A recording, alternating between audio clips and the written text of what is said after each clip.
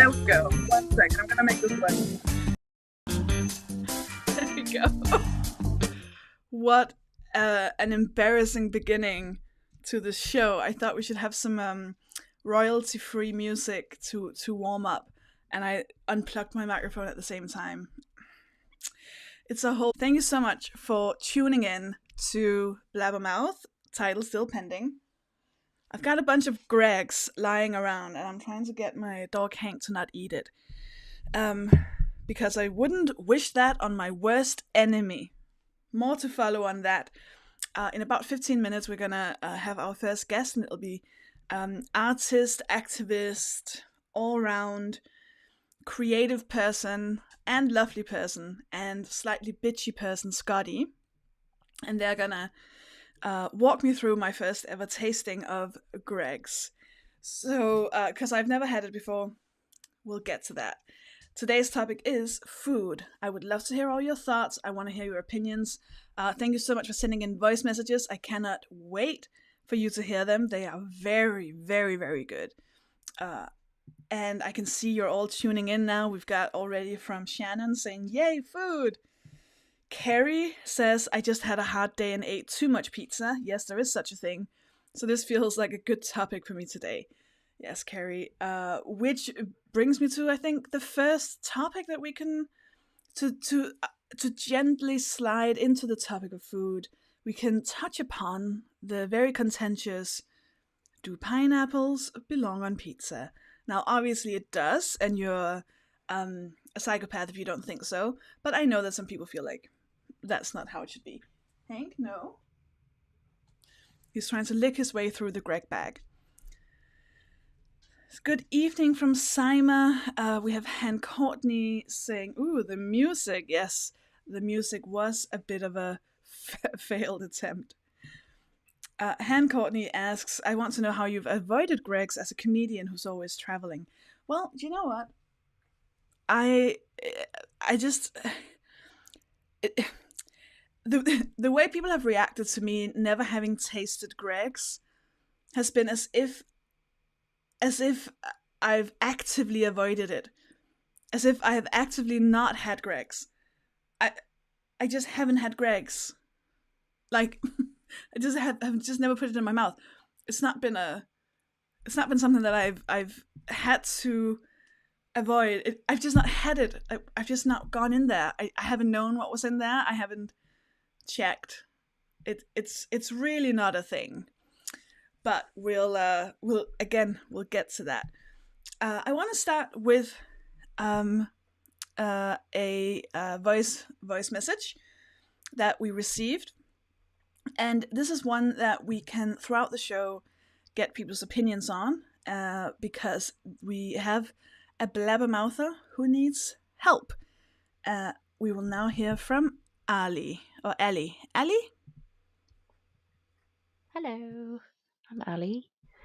I'm having jaw surgery on Tuesday to realign my bite because I have a poor bite and it impacts eating. After the surgery, my jaw will be like clamped together with really strong elastic bands on some braces that I have, and I will be on a liquid diet therefore for several weeks. My darling friend Claire has sent me a soup maker recipe book, just to mix things up a little bit. But oh, I love food. How am I going to cope with a liquid diet for these few weeks? Any tips from anybody?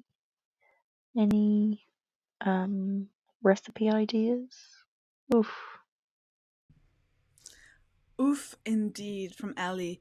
So, for those of you, it was a bit low, the volume, but in case you didn't hear, Ali is going to get jaw surgery. So Ali's jaws are going to be, I don't know, crunched together for weeks. So Ali can only have a liquid diet. And my heart goes out to you, Ali. That is terrifying. I am myself not a fan of liquids. That sounds like a broad statement. I very rarely eat soup. It doesn't feel like a meal to me. I I think I must have bought like 5 NutriBullets in my life, and I use them once and put them away, and then end up donating them. And then I buy a new one because now's the time I'm gonna start drinking smoothies, and I never do.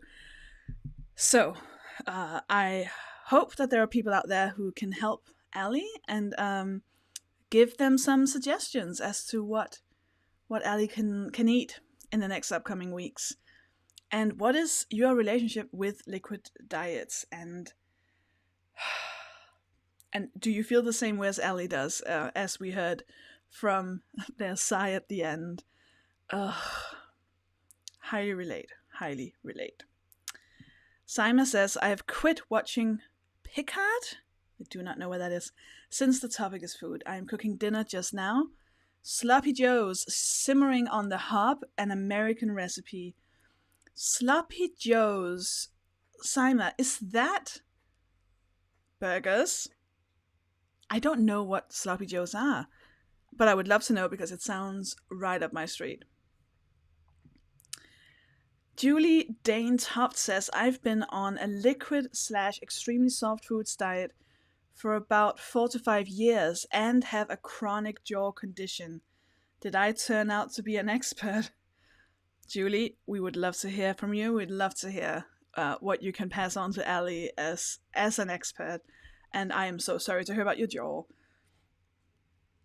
I can't even imagine. I think it's safe to say. We've got some opinions about the pineapple. Shannon says, pineapple yes, chicken no. Very interesting. I do not see how chicken doesn't belong. Of course chicken belongs on pizza. Sadie says, no to pineapple, but it's a texture issue for me. Interesting, Sadie. So it's just no pineapple, completely no pineapple. So not just on pizza, just in a blanket no to pineapples. Is that where we're at? Carrie Green says yes to pineapple. So Jennifer Sutton says, depending on texture issues, you could go the baby food route and just blend whatever actual dinner you want into a liquid consistency. Has anyone done that? Is that something you've done, Julie Dane Toft? Because that is something... It's something that sounds wrong, but it shouldn't be, because that's that's what happens in our mouths, isn't it? When we do eat it. So this is very fascinating. And also, I don't know why in my head I could take exactly whatever I'm having for dinner and blend it. And as soon as it's liquid, I don't feel like that would make me full. I feel like that's a me problem. I feel like that's a brain problem. We've now got the recipe for Sima's Sloppy Joe's. Sima says, Sloppy Joe's is beef minced with tomatoes, green pepper, mustard, Worcestershire sauce, brown sugar, and served in rolls. Oh, so sort of like chili con carne in like buns? That is very, very odd. Sadie likes pineapple, just not on pizza. Sadie was the person with the texture issue. Shannon admits that that it's to be honest, I think chicken is a no all the time. Okay, so it's not just chicken on pizza. We've got a lot of opinions. Julie Dane Toft, who has had a jaw condition for 4 to 5 years, says, I've become a soup person, so I say go for soups and with lots of variation. I hate the idea of blending meals, but blend soups. I personally like tomato soup. I also like, is it just called potato soup? Quite a big fan. Before Scotty comes and joins this chat about food, I want to go a bit deeper and just let you listen to this very lovely message from Charlie. I recently realized how much easier it is for me to look at my mental health while looking at it through food, because when I feel bad, when I'm like in a depressed episode or just in general not feeling good, I eat spaghetti with tomato sauce at least 4 or 5 times for breakfast a week. And then probably also in the evening, because it just, I don't know, it's just, it's the only food I want to eat or I can eat at those times. And it made me understand myself better, because in the last weeks I ate spaghetti once a week, and just because I was like, I didn't have them in a while, so that would be nice. And my roommates are like shocked about it, because they're like, Charlie, why aren't you eating as much spaghetti anymore? And I'm like, I think it's because I'm doing really good in life right now, and I feel good about myself, which is really great. And yeah, now I just know what's going on when I crave spaghetti every day. So I can like act in a way that maybe is good for my mental health. Um, yeah, it's nice. I love that. I love that. I love that Charlie can just see, oh, wait, I'm eating a bunch of spaghetti right now. I must not be feeling so well. I would like to think that we all have these sorts of tell signs where it's like, oh, hang on, I've not showered for 5 days. Maybe I'm unwell. Or for me, I can see it on the state of my kitchen. If it's if it's just a mess, I'm not feeling that well. And or if I make my bed, I'm feeling very well. I'm feeling very, very good. I would love to hear everyone else's experiences. I personally eat spaghetti bolognese at least twice a week, just because I have about 4 stable recipes that I just always make because I know I like it, and it's really good for 2 days, and I can make it, and it's simple, and I don't need to think about it. And spaghetti bolognese is one of them. Then, if I'm still craving spaghetti bolognese on the third day, which sometimes I am, I will go to chili con carne because it's almost the same. Then I'll have that for 2 days, and that is usually so delicious that I'll have it for another 2 days. And then I'll be like, oh, I guess I should make something with chicken. And then I suffer through cooking with raw chicken because I think it's the most disgusting thing in the world. And then I end up just having a traumatic time with that, and then I end up going back to spaghetti bolognese. But for me, that just means I'm having a great time because I love spaghetti bolognese. Julie Daneshoft, who had the jaw condition, says, being on such a restrictive diet as the liquids and soft foods are, I've been struggling with mental health regarding food, so also be mindful of that. I wish you the best of luck with surgery. Allie, that's coming straight from Julie. What a great piece of advice. Be mindful of the mental health because of the restrictiveness of the diet. That is excellent, excellent, excellent advice. Sima, who's currently making sloppy joes, says, yes, it's exactly like chili. Seen it on US TV shows and then decided to look it up. Now it is a regular meal. A tiny bit of mince is enough for 2 days. So, Sima, you just put it in like a dry bun? Do you toast the bun? Do you put the bun on the pan? What happens once you've made this chili thing? And like, how does it? Do you have like salad and ketchup and stuff like a burger? Tell us more. Tell us more. So, we are being joined in about 1 minute by Scotty, who I can see is in the green room, in the virtual green room, which I'm very excited about. So before that, let's just quickly take some comments here. We've got Brown Eyed Girl saying, the tidiness of my bedroom is always a good reflection and indicator of my mental health. Yes. Jennifer Sutton says, I really love cooking and baking, so I know I'm struggling when I can't find the energy to be in the kitchen. Same when I eat a lot of takeaway, not feeling too good. When I cook, I feel okay. Sadie says, I'm a selective eater, so I have certain safe foods that I can eat for weeks on end. I stick to them more when sad or having issues. Yes, and I feel like I've just told on myself because I don't think I've ever not just eaten my safe foods. What a moment to realize I've never been well. Anyways, with that, I'm gonna invite our wonderful guest, Scotty, into our chat. If you have any questions for Scotty along the way, do put them in the comments. Now, let me see if I can let them in. Hello, love. It's the internet! You're on the internet.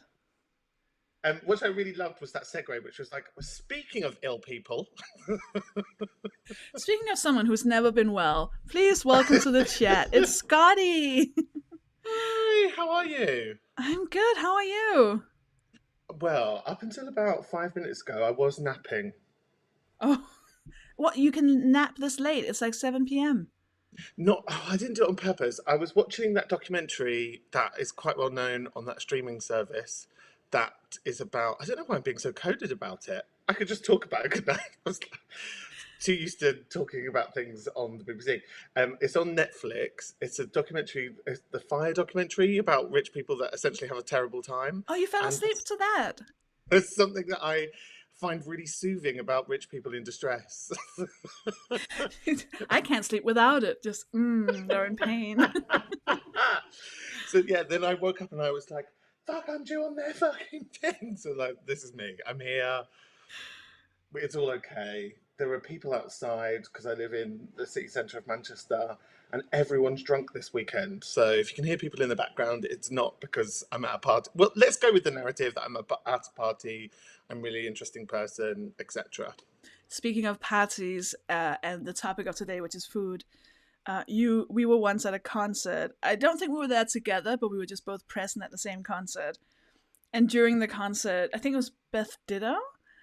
I just so look at my being like, I think it was Beth Ditto. I think it was. I don't do concerts, so I have no idea what happened. I just know that you placed something in the palm of my hand, and I was like, oh my god, Scotty just gave me drugs. I am so cool. I'm a cool person who has been given drugs. And I was like, in my head, I was like, I've never done drugs, but I've also never been offered drugs. Like, I had the opposite of peer pressure when I was young, where people were like, don't do that, Sofie. It's not for you. Not So your sort of thing. This is the first drugs I've ever. So I was like, whatever it is in my hand, I will take it, and I'm gonna live my life, and I'm gonna be so cool. And then I looked, and it was a boiled sweet, wasn't it? It was a Werther's original, and I Yes. thought you would definitely appreciate being given a sweet in a disco. So It I was gave you a much sweet better in than a disco. drugs. It was, yeah. So if you're out there and you're thinking, should I do drugs or boiled sweets? The answer is always boiled sweets. Kids, do boiled sweets. Do boiled sweets. So, Scotty, you gave me a bit of a challenge. I wouldn't say it was a challenge. I think, let's be honest here, this comes from a place of me being your friend, or let's say attempting to be your friend, but then you come out with these wild claims that I'm like, this is really pushing our friendship. And so I felt angry, annoyed, upset, dismayed, particularly as like two working class queer people who, like, you should just know better. Well, of course, what you're talking about is that I've never tasted Greg's. So I'm gonna Oh, pay can we you. just clarify? Yeah. That's not a person called Greg's. That is the establishment bakery known as Greg's. Well, both actually. Actually, and you know what? I know which one I prefer. So I would like to play you the video of how that went. Let me see if this works. It should work. Hi Sophie, it's me, your friend Scotty. As your friend, I do feel it is my duty to sort of enforce that you apologise for not having respected Greg's culture and make a official public apology whilst eating a cheese and onion pasty. But that sounds really bad. I actually just can't believe that you've never had a Greg's. Okay, I'll do it. Tell me what to get from Greg's and I'll try it.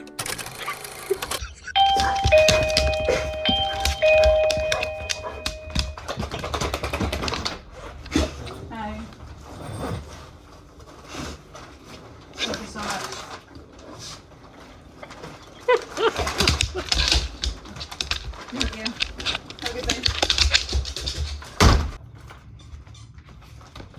I'm going to start with a yum yum, because I want to start this with something I trust. And I think I trust the yum yum. It's just like a very long donut, isn't it? This is when I'm scared. I don't know which one this is. Okay. I think I can see baked beans. I probably have to take another bite, otherwise Scotty will be mad at me. Okay, I see a thing inside of it. And I don't know what it is. But it's probably something I have to eat. Nope. Nope. That must mean that this is the steak one, which Scotty did not recommend. But I couldn't find the other things on the list. I don't want to eat this. Okay, I have to. This is it. I'm gonna eat this. The brown thing. I couldn't swallow it. I couldn't swallow it. Just gonna have another bite of my yum yum. Finally, we've got the sausage roll. They didn't have the vegan one, so this is a regular one. I have a severe hatred of UK sausages. I'm not looking forward to this, but I am gonna keep an open mind because everyone's talking about this. I think if I just don't see it, I can't see the sausage, I think I can imagine it's like a real nice sausage. Okay, I just saw the sausage, so I'm not going to take another bite. If I had not seen the sausage, I could have taken another bite, but I wouldn't have wanted to. But I could swallow it. So it's better than the steak one. I preferred the beans one, but I didn't like that either. I'm going to go back to my yum yums now, which compared to the other stuff are like 10 out of 10. Hey Hank, do you want a Greg's? Yeah, good boy. Good boy. In the end, I'd like to say I'm sorry. I'm so sorry to the British people that you have such shit food.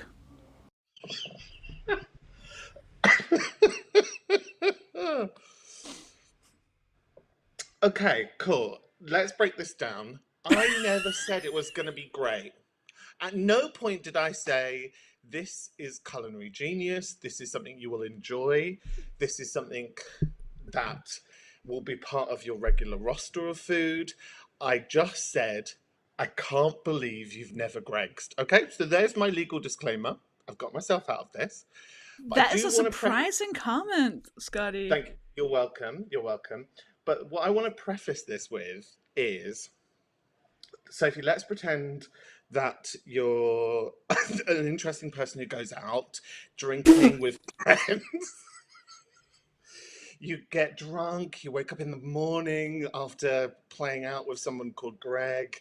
You wake up and you're like, I'm hungover. And if someone brought to you a can of delicious coldness with the grey sausage, I admit it's grey. Sausage, and we'll get to what it is in a minute. Would you be like, absolutely not, I can't eat that? Yeah. I mean, I'm already nauseous at that point, so I don't need any of that. Okay. My other route through this is, I think you're taking a very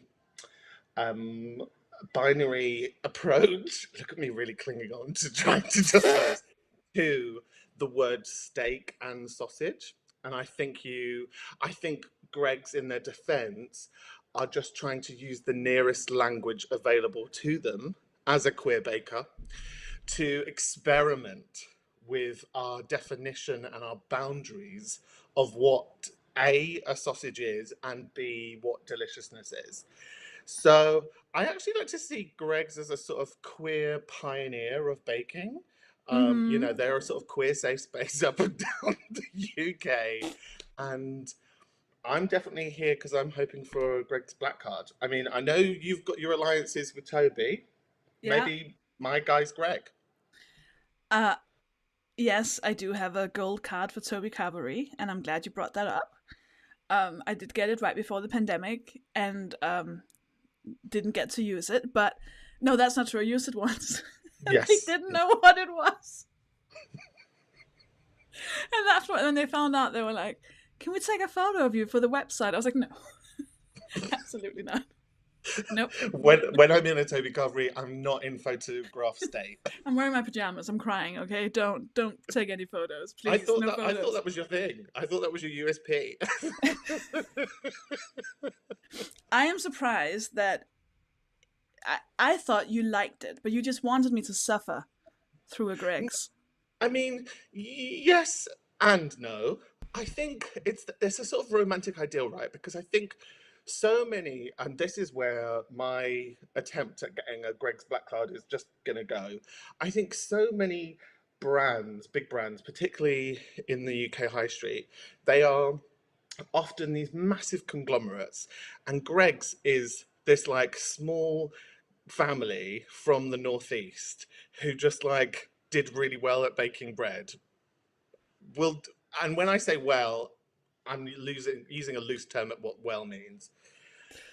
But if you look at their website, they are a very socialist company. So because of the profits of, look, and this is where we get political. So because of the profits of the vegan sausage roll, every worker received a £500 bonus on the first year of the pandemic. Of course, the Oh, Tory government tried to tax that £500, to which there was a call out in public, which meant actually they were shamed and they did give each employer got to take home that £500 as much as I'm aware. Also, if you're a family in crisis in the northeast and you need to like if you've got a white good that's broken down, so like a fridge, freezer, or a washing machine, you can do an emergency grant to Greg's and they'll give you up to £1,000 to replace that place. So through Yum Yums, they are doing socialism. that is So so how, great. Sophie? How do I you feel love about that. yeah? Still But think we it's do awful? just, I mean, and I don't wanna, shit all over Greg's. Not that you could taste the difference, but we do have a comment here from Sadie saying, "Get a yum yum from Thomas the Baker's when you go to Selby." So, are you saying that yum yums are not a Greg's thing? Yum yums are just like a thing that's everywhere. It's They a didn't bit even like, invent the yum yum. I guess it's a bit like saying, is a Cornish pasty from Cornwall? But like the people of Cornwall don't own Cornish pasties. It's just a thing that it's called. But if you say, oh, I'm getting a yum yum, most people, well, actually, it's a really good indicator of people's class because some people will say, oh, you're going to Greg's, or some people go, oh, you're going to Marx's. Because Marx also do them. Marks and Spencer. Max. Oh, Max and Spencer's. Okay. Well, now I'm gonna have to do a taste test. And I'm here for this content. You know, if you want to do like a regional taste test, there's also, we're going to blow your mind here. There's also in the north, there's another brand called Pound Shop Bakery, which is a bit like a pound shop, but it's a bakery. Okay. Yeah. Have you Okay. ever Well, been my to mind is Wigan? blown. Have you been to Wigan? I don't think so. Okay, in Wigan they have something called a Wigan kebab, which is a pie put into a roll and ate like a sandwich. Oh, when you say a roll, you mean like a bun. A bun or a balm cake or a roll cake, or yeah, because lots of people call them different things, don't they? Because I think a roll, I think like a kebab or like a wrap, because it Yeah, rolls. no, like a I was gonna say like a brioche roll, and I thought, who am Ah! I? Oh, it's all coming out now. The It's all brioche coming. roll from Marks. So genuinely, would you order from Greg's is again? No, no. Well, there you go. You're a person that knows themselves. I mean, I've had coffee from there, and I would have a yum yum if someone else were going in there and they were like, "Can I get you anything?" I'd say a yum yum. But I draw the line. But also, that was not just my first Greg's. It was also my first, whatever you call those, the Pasty. filled. Yeah, I've never had those. I feel like I deserve some form of recognition for that on your Wikipedia. Feel free to go update my Wikipedia. Like, and I might, whilst we're at it, I might update it to say about the skincare regime that I gave you in Copenhagen. That is true. Introduced you to that brand as well. Yeah, no, you probably did. For someone who's like quite anti-capitalist, I've really given you some quite turbo capitalism. To be fair, it was probably the cheapest skincare product in that very fancy store. Yes, it was a very fancy store. Well, there you go. That's the end of your Greg's trip. I hope it was worth the effort. You can tell you've done the BBC a lot because you're ending your own interview now. Yeah, I can see that I'm running over, so I will just leave. Scotty, where can people find your stuff and follow you and do? Tell me about the podcast that you're doing, which I have stolen the idea for to do this show. Excellent. It's called After the Tone. The next series comes back on May the 5th. It's available on all good podcast platforms as well as BBC Sounds. So you and I will be next to each other on BBC Sounds. Lovely. It's very nice. And if people want to find me, they could just like be less lazy and Google. You know, they could just like use the internet. I'm so bored of being like, this is where you can find me. No, just do some research actually. If you're really that interested, put some effort into it.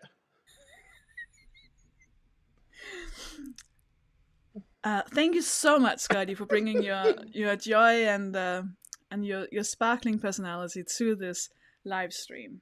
Oh no, thanks for having me. And I really miss you, and I would love to see you in real life very soon. Yeah, same. I'll start saving up for a train ticket to Manchester. Well, let's talk about that. Let's get somebody else to pay for that train. Okay. Greg's? They owe us something for this conversation. They do. Okay, bye, Scotty. Have a wonderful Sunday. You too. Okay, I think I got rid of Scotty now. That was a longer interview than we're used to, like a segment. I would call it a segment, and I very much enjoyed it. Sorry for missing so many of your wonderful comments. So I can see that something is being talked about. So Sally Probet is saying, like a chip butty. And then Han Courtney says, yeah, but a pie butty. They're great, to be fair. And then Kerry Green says, a pie butty sounds like the most northern thing ever, presumably drowned in gravy. I'll be honest with you, I have no idea what this is. But Han Courtney agrees and says, yes, Carrie. We have Julie Daintoft saying, someone explained the wonder of meat in baked goods. I despise it, sorry. And that, I think, is how I feel too. Julie Daintoft, are you British or are you from afar? Are you like me? Are you a foreigner like me? Because to me, it feels very much like a British thing that I have just sort of not gone for ever. I remember arriving in Victoria Station quite a few times, traveling through Victoria Station, and it would always smell very lovely of these pasties, I guess they're called. Pasties, these filled baked things with things in it. And I was always like, oh, I bet that would taste so good if you liked it. Which I didn't assume that I would. Han explains, butty is northern for sandwich. Oh, so like a chips sandwich. So bread with potatoes chips? Okay. I mean, I'm not against a carb-on-carb delight. Julie Daintoft says, is it a Danish thing? I'm Danish. Well, as far as I know, it is not a Danish thing to put meat in baked goods. I'm thinking very hard. I cannot think of a single instant where that has happened. But I could be wrong. Let us listen to... which one should we listen to? Ooh, they're all very, very good. Okay, let us have this voice message from Russ. My relationship with food has changed massively over the last couple of years because I found out that I have an allergy to nightshade vegetables, which is potatoes, tomatoes, peppers, chili, aubergine, any fun vegetables I probably cannot have. And on the one hand, knowing that has been great because it means that I don't eat them anymore, so I don't have allergic reactions, so my health has improved massively. But on the other hand, it makes it quite difficult to have food as a social thing because I can't eat at most restaurants. I find it quite difficult to trust that people haven't accidentally put something I can't have into a home cooked meal, and all that kind of thing. So yeah, I'd be really interested to kind of hear about anyone's thoughts or experiences on how allergies change your relationship with food, especially like as a social thing. There is a million things in that. So what Russ explains is having allergies to some of the most common vegetables out there, like tomatoes and potatoes and stuff like that.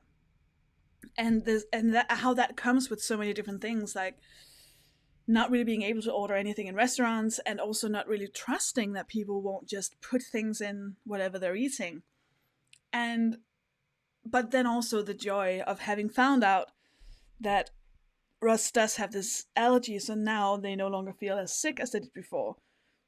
And I feel like without having experienced any of that, it just sounds so relatable. I think we can all imagine, what if I couldn't eat that thing that I eat all the time?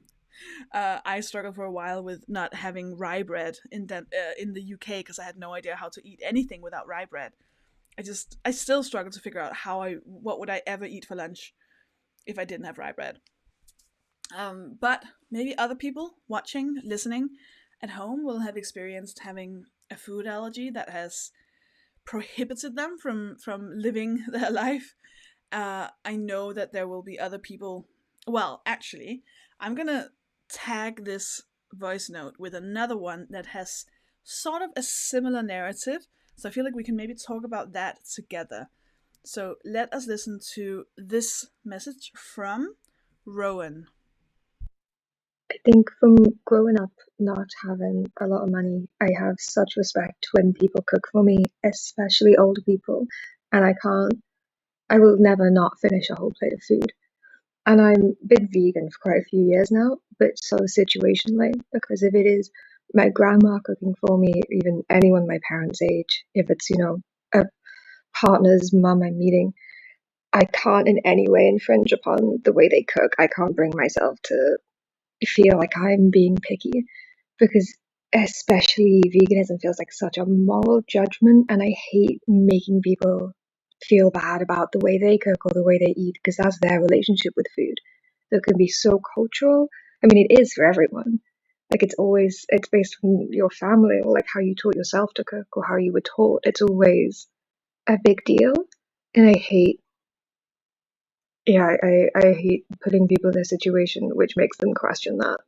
So I will just eat anything and feel a little bit sick for a couple of days because I can't digest dairy anymore.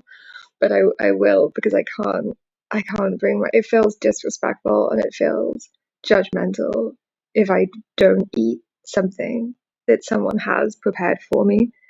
Like going out is fine, I can pick something or like something that's at least mostly vegan or whatever. But I feel like people so often have this like immediate I don't know. I hate the look on people's faces when I'll tell them sometimes, and they feel like they have to apologize to me for what's the way they eat or something they do. And I don't like to talk about it to people because I hate that it affects people and their own feelings about food.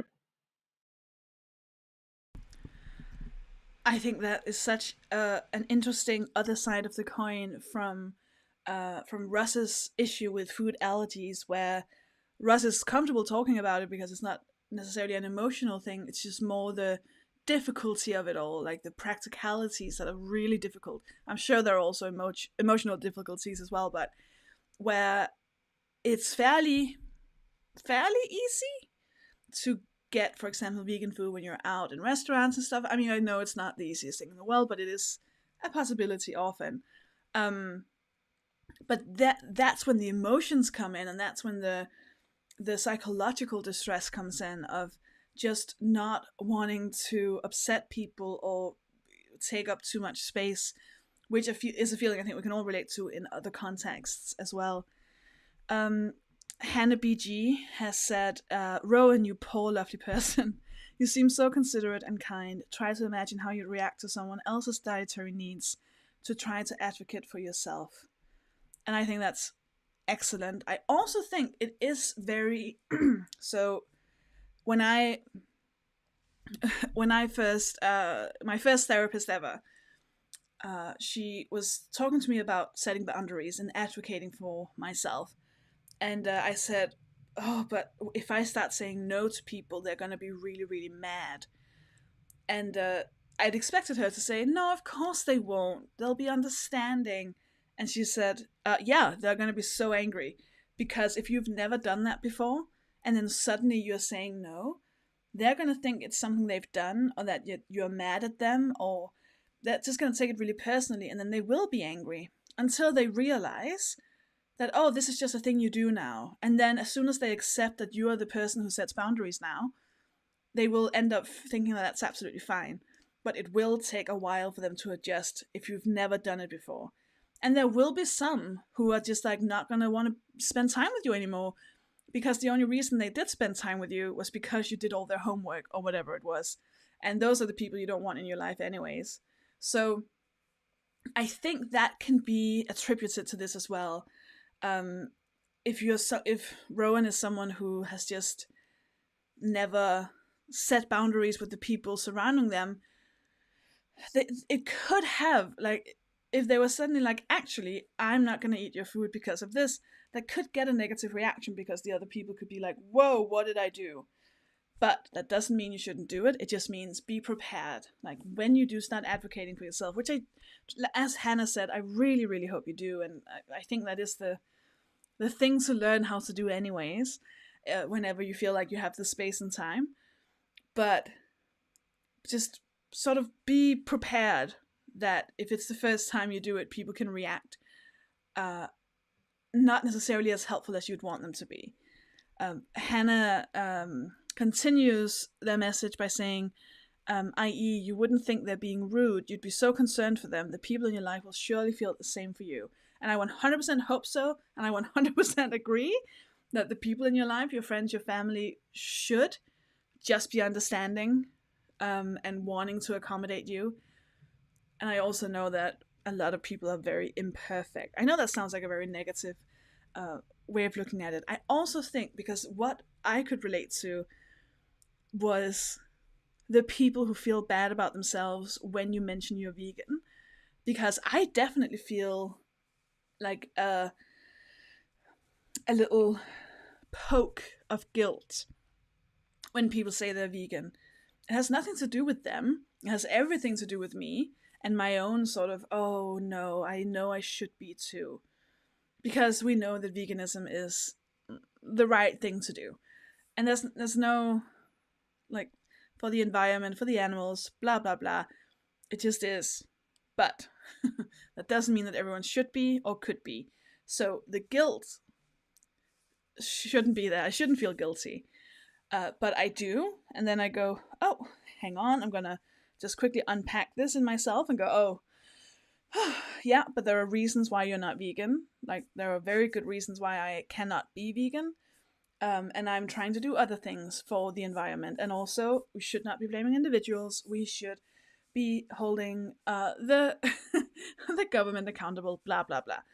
And then I let it go. But I can see people who might not have that intense, extreme level of, like, people who've not been in therapy for 20 years of their life might just feel a bad feeling and then feel as if you've given them that bad feeling and then react to that. And especially, I think what's so tricky about this is, like, someone like Russ saying you have an allergy is something people are way more likely to accept than something that you have chosen, right? So it's the same with alcohol. If you say, I don't want to drink alcohol, people suddenly start feeling bad about themselves, like, oh, I shouldn't be drinking alcohol either. Oh, come on, just have a drink. But if you say, oh, I'm allergic to alcohol, or like, I'm an alcoholic, people will be a lot more likely to go, oh, I see. Oh, that sucks for you. And I think we just very much tend to react very strongly if we feel bad about ourselves, because we want to deflect and want to put it onto you instead. And again, it says nothing about you and everything about them. this is exactly what Hannah just says. You might feel more comfortable with it if you explain that you can't digest dairy. Frame it as an allergy, something that wasn't your choice, then the moral side of it won't come up. Exactly. You could just tell a lie. I wouldn't think that's a bad thing, especially if it's like in the moment. And then you can always later, if it's someone who is a friend or a family member, maybe you can later sit down with them, just you and them, and just explain everything, like how you're feeling, make it like a gentle thing, and not whilst they've been, in the kitchen for 6 hours working on a dish. But if it's just like in the moment, yeah, just say you're allergic. I've definitely heard a lot of people say that. I've also the people I've heard that from the most are people wanting to lose weight who have gone on diets, but they know that I'm very anti-diet, so they lie to me so that I won't know they're on a diet. It's really quite cute and a bit pathetic. But I'm just saying, I've seen it done, and your reason for doing it would be a lot more understandable.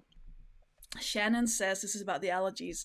Shannon says, my friend had a few severe allergies, and they would bring their own food, even to restaurants. Most restaurants were very understanding. Is that a possibility?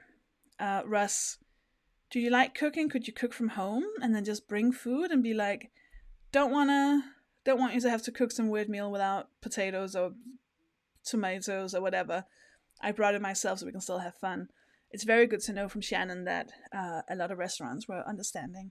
You could maybe call ahead and just explain the situation. Oh no, sorry. Jennifer Sutton says, oh no, I would hope that anyone cooking for you is doing that in part to bring you joy and would welcome knowing how they could make you happier / not make you ill. I hope so too. I'm sorry for being so negative about the potential distress that might be caused when you start standing up for yourself. I just want you to be prepared for anything. And then if people end up being mean, like, fine, you can deal with it. And if they're nice, you're just like pleasantly surprised. Julie Danes-Hoft, who had the jaw thing, says, my diet also affects social eating a lot, and it can feel really shameful or like you have a special need to be accommodated. I still struggle with it. I can imagine like going to a dinner party and then being like, oh, are you having soup?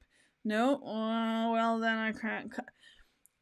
And I think it's so cultural as well, right? Like the way we use food to connect, and the way that we use food culturally to spend time together and to be social and to get to know each other. And as soon as you feel in any way difficult when it comes to that, or if you feel like it's not just about you not liking the food, it's about being a part of a group. And then I think it must be some kind of like very deep need to be accepted as part of a social group. That means that suddenly we have complicated feelings about needing something different. But also, I would absolutely love the challenge to cook for someone who can't, eat this, and that, or who won't eat this, and that. Also, I would not feel bad about being like, cool, I'll make a vegan version, or I'll have my tomatoes on the side. And I would really hope that your friends would feel the same way. Hannah says, Julie, that must be so difficult. And I think that's absolutely true. So now we're going to take it one step further when it comes to food. And we are going to hear a voice note from Yes. Hi, Sofie and other Blabbermouthers. So today's topic being food, I just wanted to share with you if anybody else feels the same way, but I love food.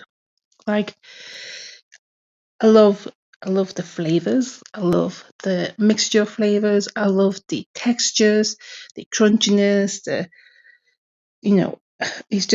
it's amazing. I love food so much.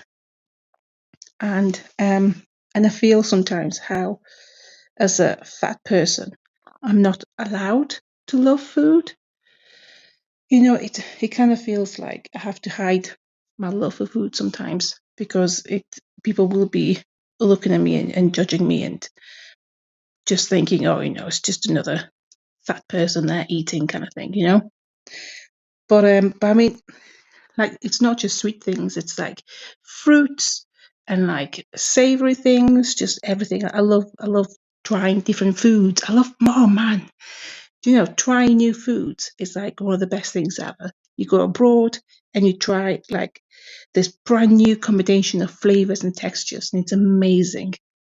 Or you go abroad and you discover like new fruits that you'd never even heard of before or tasted before. It's brilliant. Like, I'm the kind of person who try insects. Like, I like crickets. Crickets are really tasty. Mealworms, not too bad either. And yeah, it's just something that I'm really passionate about. And yeah, I wondered what everybody else thought of that. Thanks.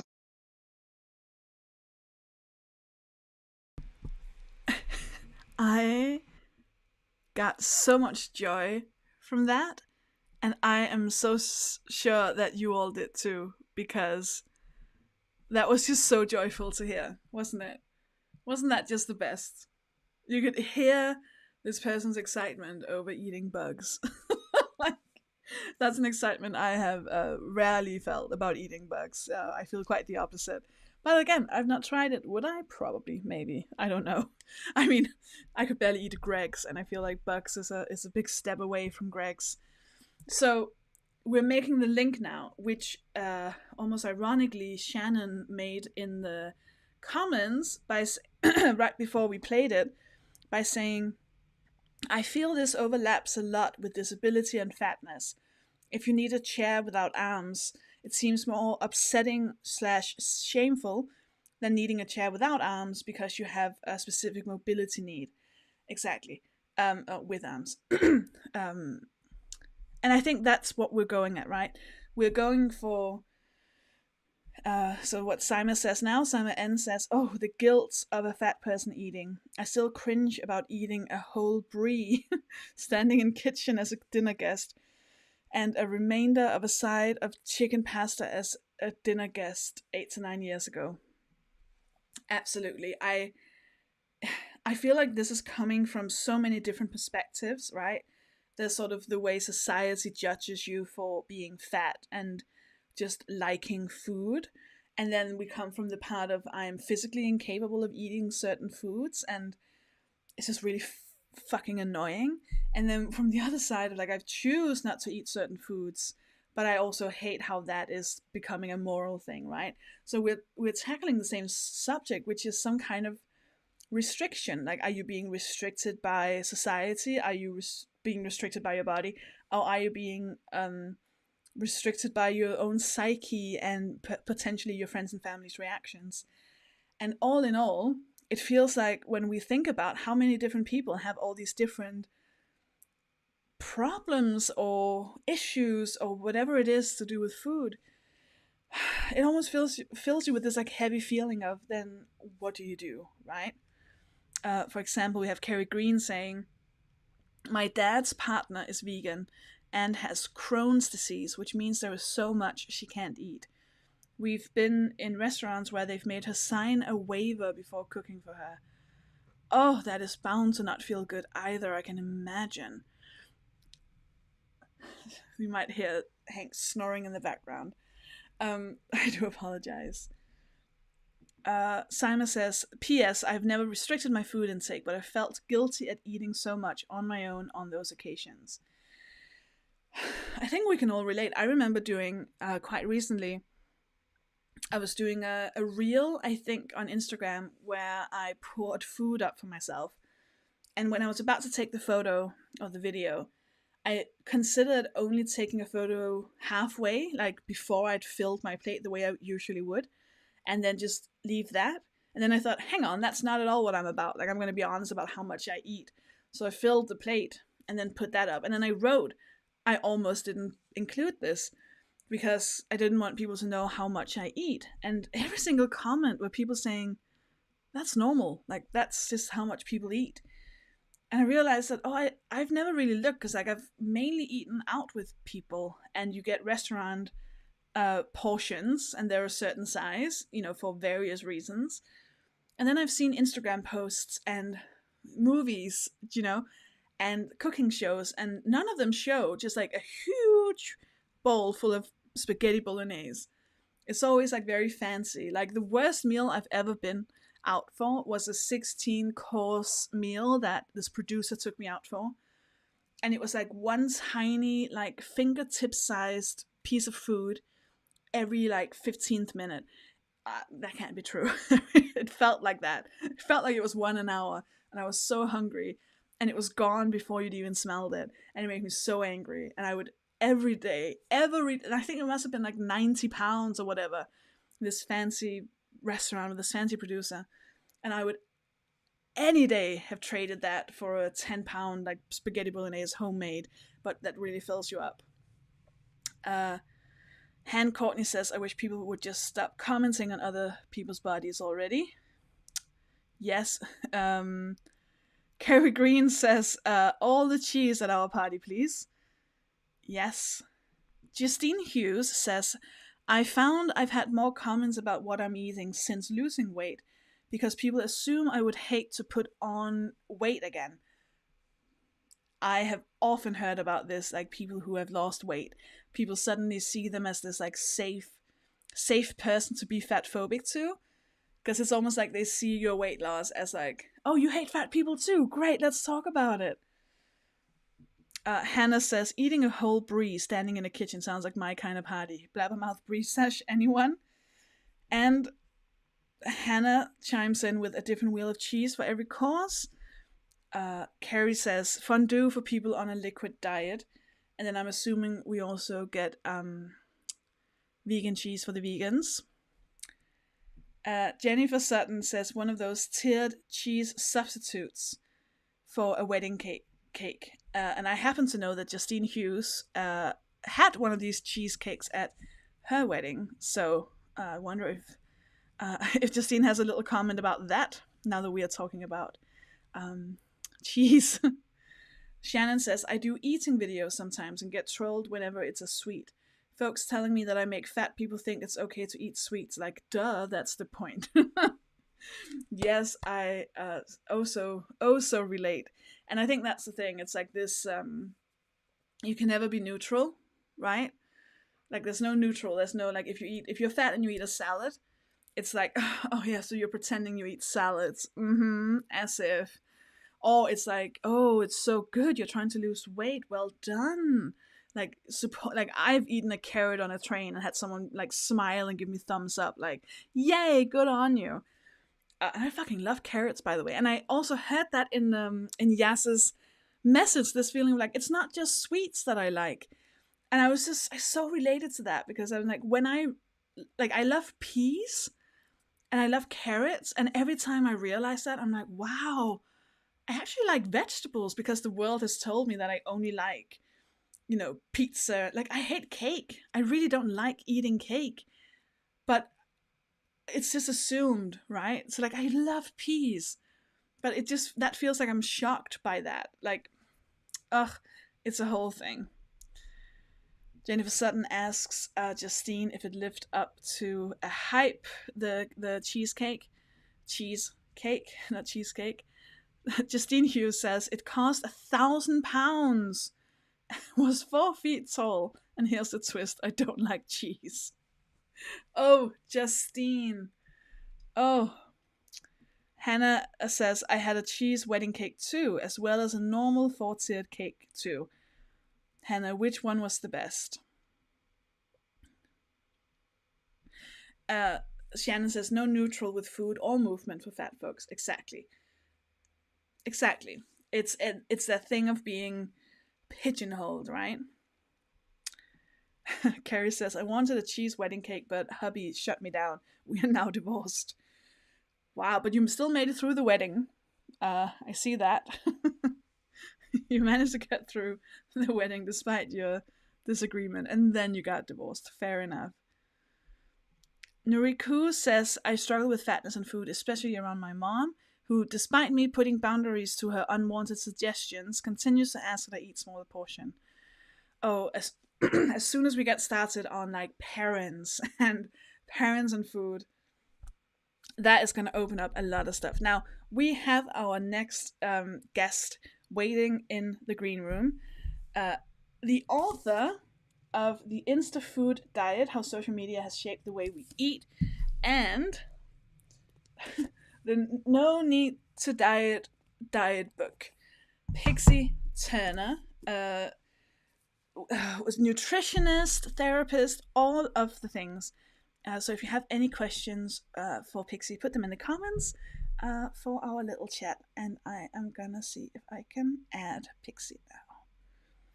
Hi, Pixie, welcome. Hi, thank you for having me. No, thank you. How are you feeling? I'm feeling okay. I've had a very restful day where I've done basically nothing. That sounds good. Do you regret saying yes to this while you were drunk last night? Sofie, I could never regret saying no to you. Or saying yes to you. Wait, I could never regret saying yes to you offering something. I was, when you were like, oh, I need to go now, I'm drunk, I was like, I'm gonna get a message tomorrow saying, I don't even remember saying yes to that, I'm sorry.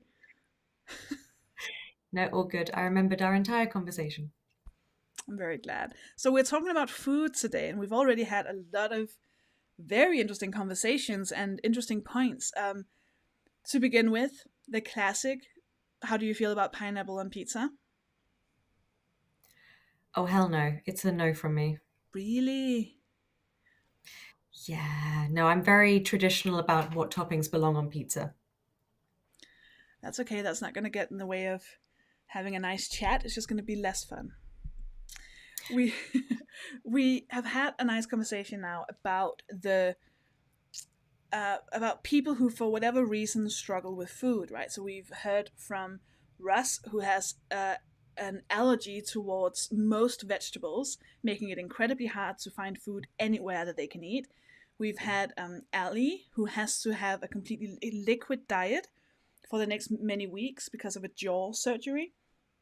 We had Rowan, who's a vegan, but who doesn't want to tell people that they need something different to eat when they go there because they feel guilty about not eating people's food.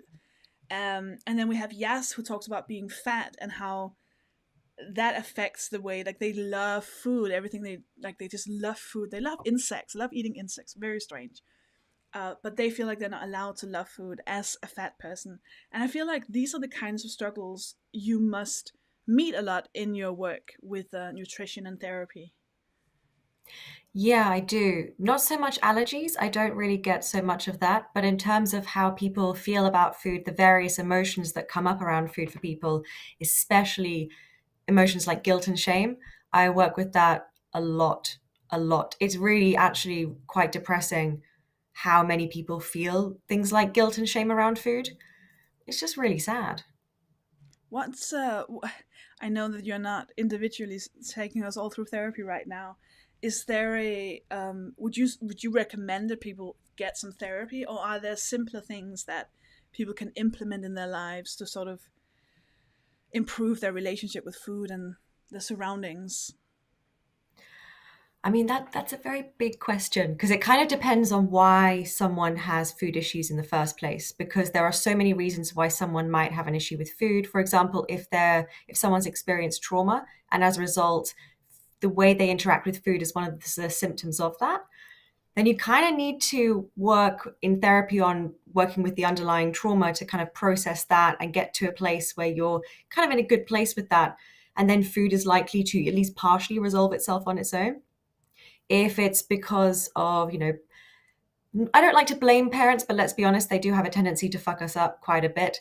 But if, for example, then someone has bad experiences with their parents and the way they were raised around food and emotions, for example, then there is a bit of kind of reparenting that needs to be done, potentially some boundary setting with people in their life, and also a kind of offering the kindness to themselves and that unconditional acceptance to themselves that they were not given as a child. And that's really hard because a lot of people feel they don't deserve unconditional acceptance, when in actual fact, we all do, because we're just human beings and we're wonderful the way we are, and that just is. And of course, then you add kind of societal stuff into the mix, where society tells you that you're not good enough and you're never good enough. And there's only so much you can do when you're being marginalized by literally the whole of society. To do that kind of individual work almost feels like it's necessary, but of course there's no way that just working on yourself individually is going to resolve the way society treats you, which sucks. It is an unfortunate kind of reality of the situation. But I think therapy really helps. You kind of need to find a therapist who isn't going to judge you for the way you eat, and who is at least informed around principles like maybe intuitive eating, maybe health at every size, these kinds of things. And it's actually something I recommend that people talk to a therapist about in a kind of initial conversation, or ask in an initial email, because what you don't want is to get a therapist like a lot of clients who come my way have been to therapists who have told them things like, cut out this food for anxiety, or maybe you'd find a date if you lost weight. And I'm sitting there just going, oh no, this is bad. And it makes me very angry that I know there are a lot of amazing therapists out there, but unfortunately I often get to see people who have been through some bad therapists. So yeah, if you're going to find a therapist, find one who's not going to judge you for the way you eat. And if they do, ditch them, find someone else, because there's plenty of good therapists out there. It's you get used to it. Like you learn to treat the first session as sort of like a job interview, where you know what to ask. When I had to find my most recent therapist, it was about sending an email with just like, listen, here's my life story, here's what I need from you, does that sound like something you can do? And I would have a few people say, oh, I don't really know, but like I'm willing to give it a shot. I was like, nope, I need someone who's like, yes, I know exactly what to do. And that's exactly what ended up happening. So Pixie, you started out like ages ago now, being one of these like vegan influencers who did very fancy photos of very boring, gross food. And then you saw the light. You saw the light, and now you're in the very opposite of that. So I'm imagining there must have been a time where you had to go from this very restrictive, performative type of relationship with food to just allowing yourself to like food. So was there a moment where, like, what do I want to know?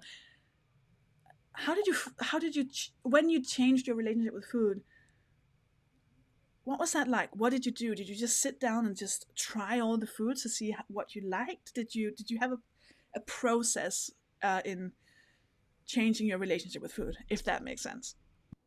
Yeah, no, it was a process. And when you say I saw the light, what I really did was I met some anti-vaxxers and I went, holy shit, what am I doing with my life?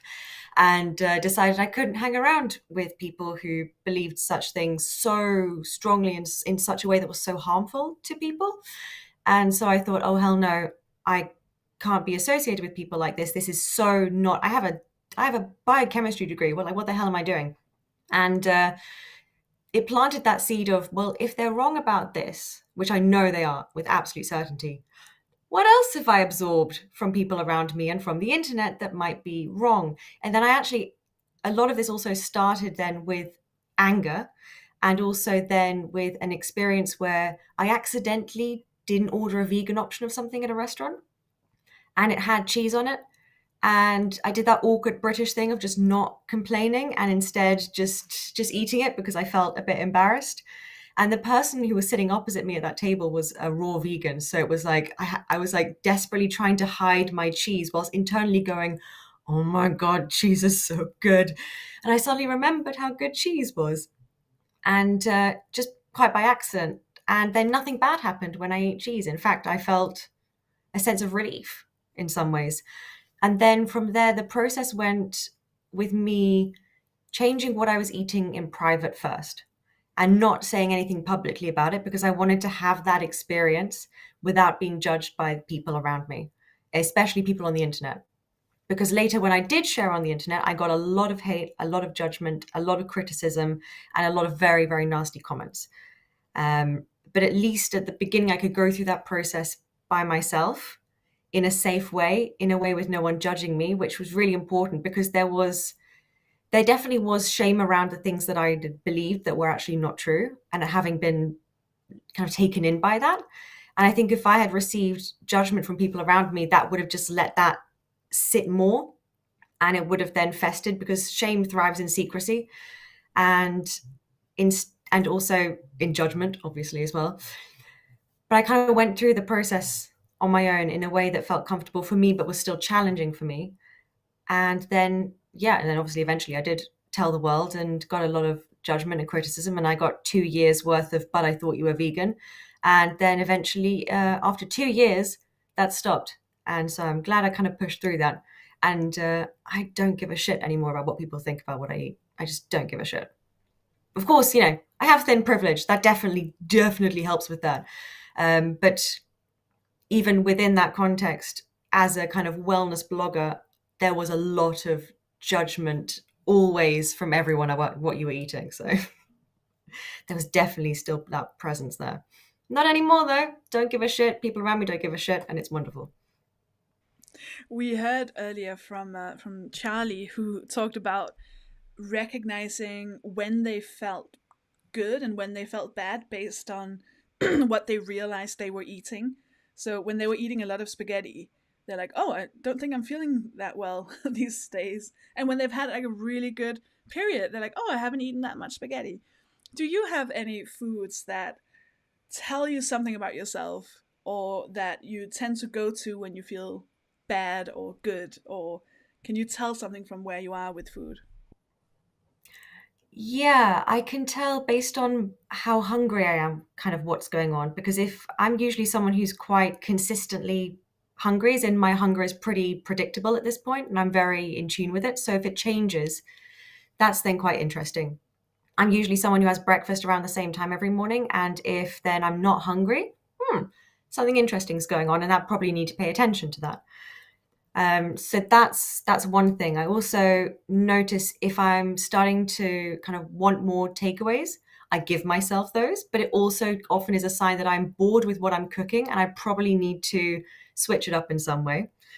But of course, I don't deny myself the takeaways because they're wonderful and I love them. And I know that for me also, I just go through phases where I really like something and just have it over and over again. But that for me, that at this point, I recognize that's just something that my body does, where it's like, "Oh, this is good. Let's have more." And then the next day, let's have more. And I just keep going with that until at some point it then becomes less interesting. So there's an element of trust that I have with myself around that as well. I also notice when I feel sad, I crave certain foods that remind me of important people in my life.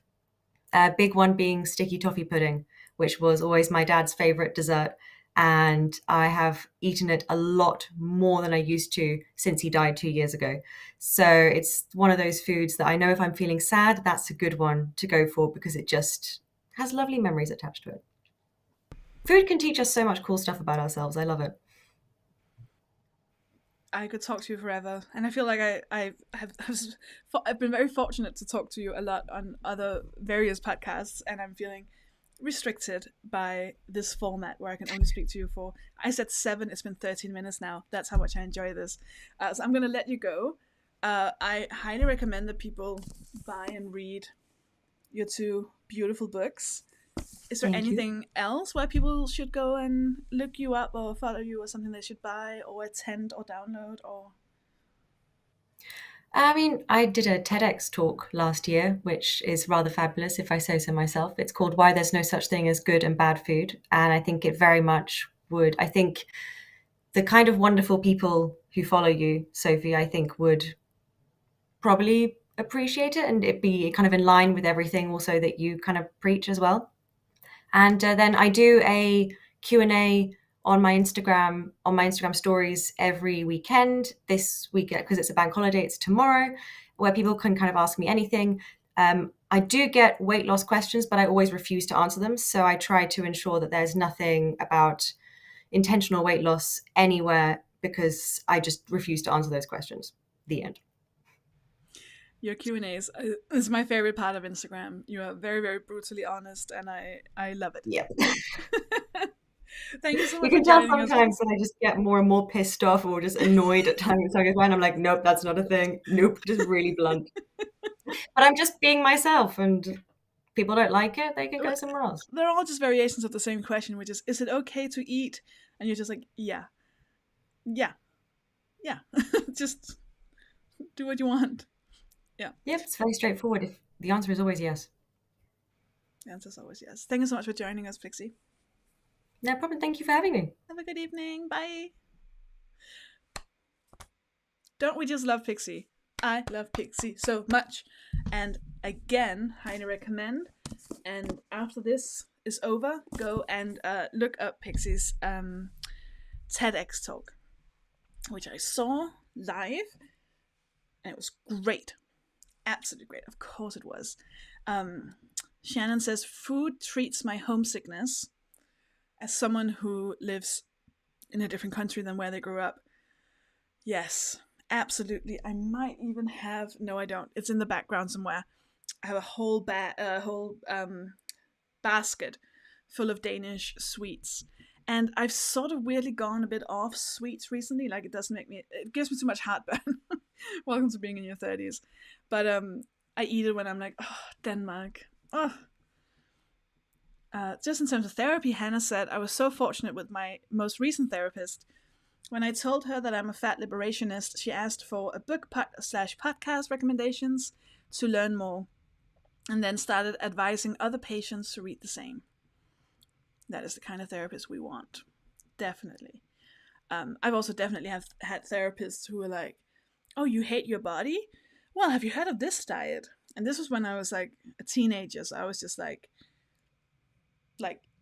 oh, I'll try that, which now sounds so ridiculous because it's like, oh, so you have certain feelings? Well, what if you eat this? That's not how things work. You should have dealt with the feelings. We've got S.Y. Ben Nathan saying, just saying, I hate cheese. I don't eat it at all. I'm lactose intolerant, but that's not even the reason I don't eat it. I just hate the smell. Okay, Ben Nathan. Yep. Actually, yeah, absolutely fine. I almost wish I didn't like cheese, but I do. But I also, do you know what? Okay, I'm just going to read what Hannah said here. Hannah said, I love that connection with safe memories / people through food. How wonderful is that? And how lucky for it to be something as yummy as sticky toffee pudding. Yes.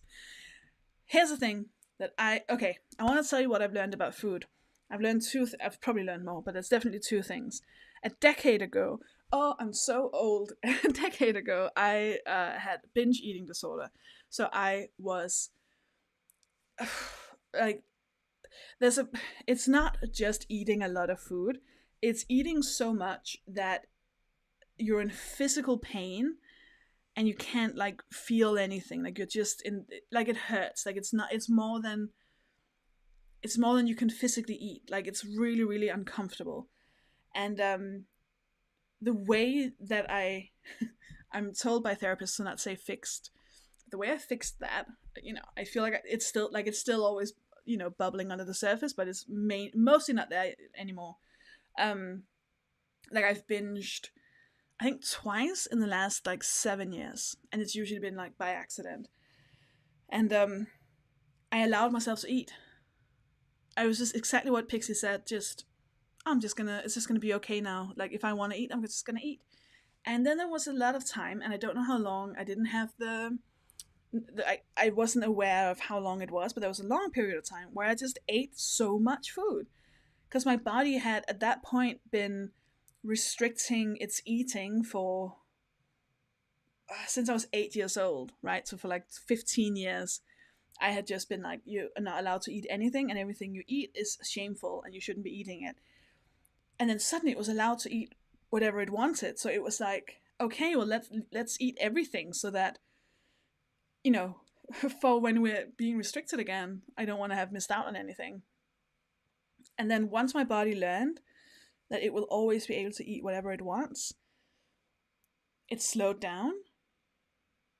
And then it would still, so for a long time, and it's still sort of happening, I would still buy as much as I thought I wanted to eat, but then I wouldn't be able to eat all of it. I just eat some of it. And I remember the first time I didn't eat a whole pizza, and I was like, oh wow, I feel so full, and then realize that, oh, back in the day I would eat 2 pizzas and this and that, and like how, I just realized how physically uncomfortable, like how psychological it is, right? To your brain forcing you to do something that is so uncomfortable for your body. And now it's I just can't physically eat that much, and I don't want to. And it's still bubbling, so like whenever I try to restrict my eating, so like the few times I've tried to become vegan, it has ended horribly with me just binging and throwing up, and like just everything's just gone straight back to eating disorder mode.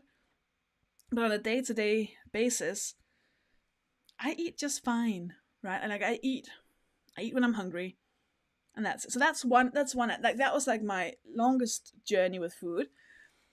What I'm realizing at the moment is what I actually like, and that's taken like a decade for me. But there's loads of things that I have eaten my entire life that I don't like, and I just keep eating it because it's just, I don't know, it's just something I'm used to eating. So cake, I've eaten a lot of cake. I don't like cake. I don't know why I keep eating it. Takeaway in my area is so bad. Even the nice stuff I don't actually like. Why do I keep eating it? I don't like it. Like I was reminded of that when Pixie said the thing about loving takeaway. I was like, oh, I wish I had that. Like whenever I'm in Edinburgh, the takeaway is amazing, and I realize what it could be. And then I go home and I'm like, oh, why am I doing this? And that feels like a whole new journey of actually going, wait, why am I buying that? Like, I never liked chocolate. Like, chocolate was not one of the things that I would binge on.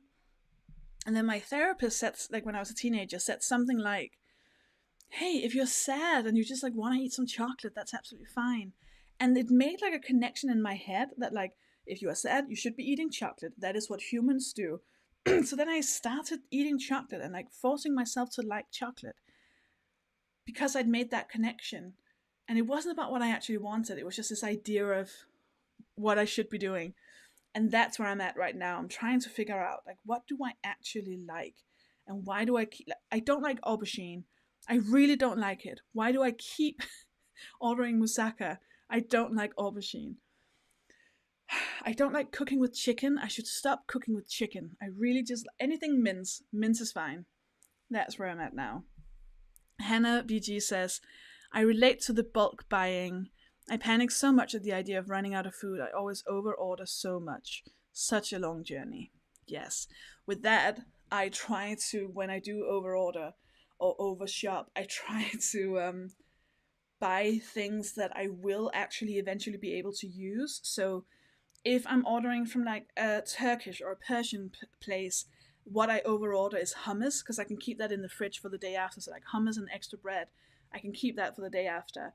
If it's in a grocery shop and I overbuy, I'll overbuy things like things that are in tins, like cans, or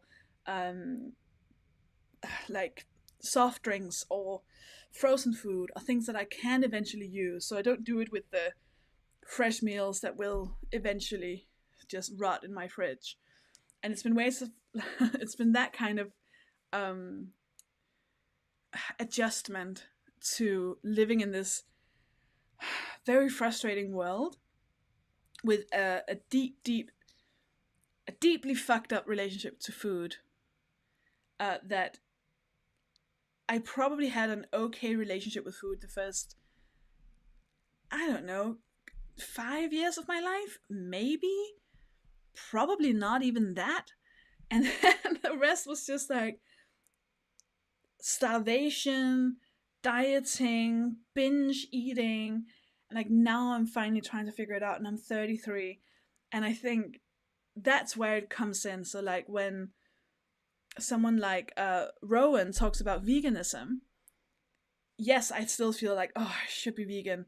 But then what I go to is like, yeah, but I've had such a struggle with food and restriction and all of these things that if I was to try and introduce veganism now, whoa, would not happen. However, what I did learn recently was that when I make spaghetti bolognese, I would usually buy the 500 grams of minced beef, And then I tried buying 250 grams, and there was no difference. No difference at all. I did not notice that it was half the meat. So now whenever I make spaghetti bolognese, I've halved the meat, and I was like, that's a really good first step. And I can just stay on this step until something else feels like something I can do. And it's just a long process, and I think we have to be very patient with ourselves, which I know we're not necessarily good at being. Sadie says, what if you bought ready cooked chicken? But can you cook with that? Like, could I make, say, a Thai curry with chicken and then put in already cooked chicken? Wouldn't that taste weird? Wouldn't that be weird? I don't understand. Or would I have to buy it would I have to buy like a cooked whole chicken and then like tear it apart? I don't know. I think I'm fine with the taste of chicken, but everything about cooking it just makes me very upset. We have so there's a personal question now, which is good because we're about to end. Hannah says, this is personal, but how has your mom's relationship with food evolved? Has she come around to your way of thinking, or is she still stuck in that old restrictive way of thinking? So my mother is a very special example because my mother hates food. She hates cooking. She hates having to eat food. She has eaten basically the same thing. She could eat the same thing every single day her entire life, and she'd be fine with that. So she was told when I was 8 that I was dangerously obese and I had to eat a very healthy food, and that has just been like, she was just so annoyed that she had to do the things. So the second I moved out when I was like 18, she just went straight back to doing her own thing of eating like the same like rye bread with some kind of topping, and then that was like, that's what she eats. She has coffee for breakfast with like toast and cheese. I don't know what she has at her job, whatever they have in the cafeteria, like, and then she eats her bread in the evening, like the least amount of effort. She just hates that she has to do it. She's also the type who wears the same clothes every single day, like this. She has the same shirt. She has 8 of the same shirts. And then she does her laundry on the Sunday. Like, everything is so planned out and so meticulous that when I started being like, hey, by the way, dieting sucks and I shouldn't diet, she was just like, oh, thank God I don't have to think about that anymore. So she, in many ways, I'm very lucky that she was like that, or that she is like that. My mother's big food mistake is that she hates garlic, and I love garlic. She can smell if I've had garlic like in the past week because she's so sensitive to it. So a lot of arguments about that. You can't sneak it in at all. And she's also very picky. Like, she doesn't, like, when I do cook, which I do when I go home because it's Denmark, I just want to eat all the food and I want to make big meals. She's quite annoyed. Like, she's just annoyed that, like, she's like, no, but I don't like that, I don't like that, I don't like that, and oh, there's gonna be so many dishes, and like, she gets really stressed out. But a few years ago, before the pandemic, I believe, she came and visited me here, and I made her my spaghetti bolognese, which is very different from hers. Hers was minced beef, milk, brown coloring, and then sometimes, if it was fancy, tiny sausages, sometimes mushrooms, not all 3 at the same time. That would be very mad.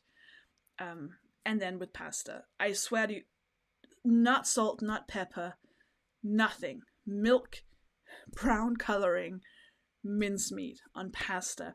I was starving the first 18 years of my life because that was her version of dinner. I didn't eat vegetables till I was about to say till I moved out, till I got a boyfriend whose parents would cook, and that is when I ate vegetables. And I was like, what is this? And she's like, it's beans. Like, wow. Like, I was like, what's this thing? And she's like, avocado. And I was like, what? We didn't eat vegetables, okay? Because she hates food. She hates food. So I've been very lucky. Well, partly lucky with her mindset on that. It's then less lucky in other ways. finally, on the chicken debate, Noriku says, I often get a whole/half grilled chicken from the kebab store and add it to whatever meal. Never had it in curry, but I've added it to rice and pasta before. Interesting. Han Courtney says you just have to fully reheat the cooked chicken so it's safe. Carrie says you just add the cooked chicken towards the end instead of the beginning. It doesn't pick up the flavors quite the same, but still good. And then we have Hannah reacting wildly to my mother's so-called spaghetti bolognese, milk and sausages. Yes. Yes, I know. I did not know how food was meant to taste before.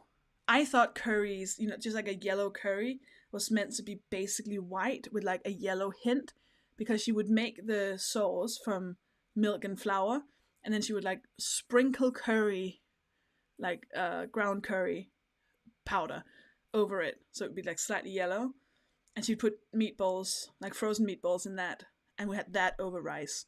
That was curry in my mother's house. I'm interested to know, says Noriko, I'm interested to know what the purpose of brown coloring was. I think of bolognese as tomato red. Yeah, I also do that now. I used to think bolognese was brown. So yeah, we absolutely agree that my mother and food is not a good it's not a good mix. So I have enjoyed this chat so much. I'm so glad that you've all joined me. If you are watching or listening to this later, I hope you enjoyed it too, and I hope that you will consider joining live the next time, because it is fascinating and I love chatting to all of you. Just a reminder that I'm on tour from this autumn. I'm in Edinburgh in August. I'll be in Denmark gigging on the 18th and 19th of May. I'm going to be touring all over the UK from September to December, and probably in the new year as well. And please come out. Please come out. Please come out, because I love this so much, and I love you all so much, and you're all so very, very nice. So, thank you so much for joining me. I will see you next Sunday, where I'll keep an eye out on Instagram. We'll figure out what the theme is. I think it's going to be belief, spirituality, religion, anything to do with that. So go to sofiehagen.com/blabbermouth, and we can start recording some voice messages about that, because that is very, very, it is completely judgment free. We're not going to slag off religion or anything like that. There's going to be plenty of talk about like ghosts and stuff like that. We're going to talk about the paranormal. It's going to be fun. It's going to be nice. You are all very welcome to join.